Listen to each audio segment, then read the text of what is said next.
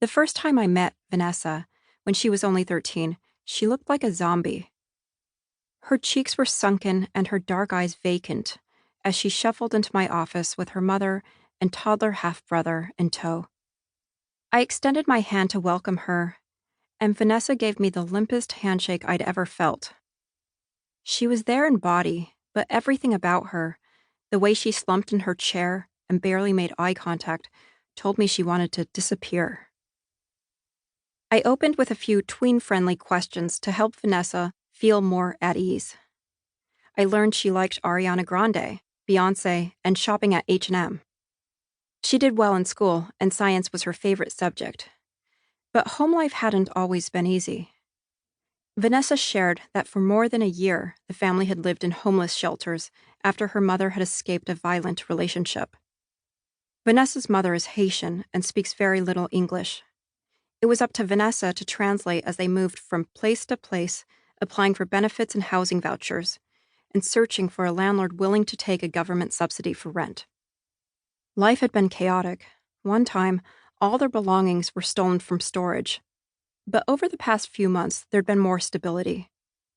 The family had settled into an apartment, and Vanessa had enrolled in 8th grade at Spring Creek Community School, a middle school in East New York, Brooklyn. She'd been there 5 months, the longest she'd attended any school in years.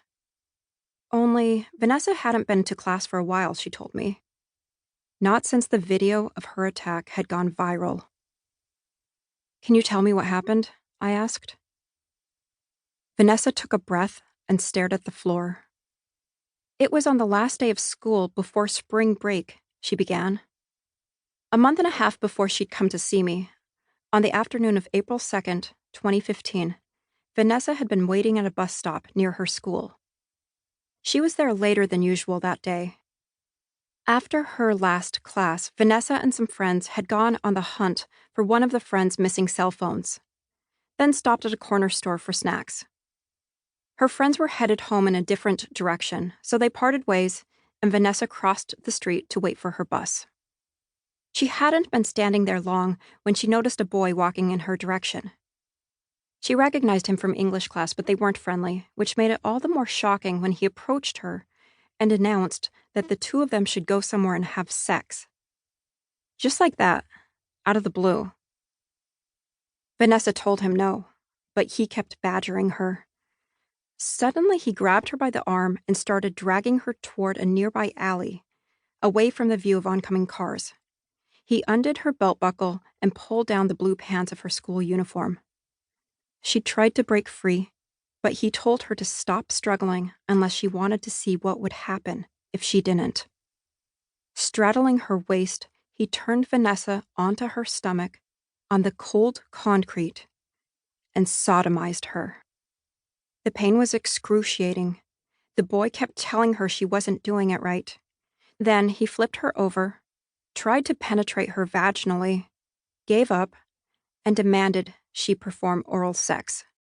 Again, she told him no. He grabbed her by the head and shoved his penis in her mouth. When he was done, the boy, who was 13 at the time like Vanessa, zipped up his pants and left her in the alley. She could hear him on his phone as he walked away, telling someone on the other end, "Yeah, I got her to do it." Vanessa pulled on her clothes and ran to the bus. She had 11 missed calls from her mother, who'd been expecting Vanessa to meet her at a hair salon. Vanessa cried the whole way there. When Vanessa's mother saw her daughter, she asked why Vanessa was so disheveled. It would be weeks before Vanessa would tell her mother about the attack. She was afraid her devout mother, who'd warned Vanessa countless times to stay away from boys, would be angry.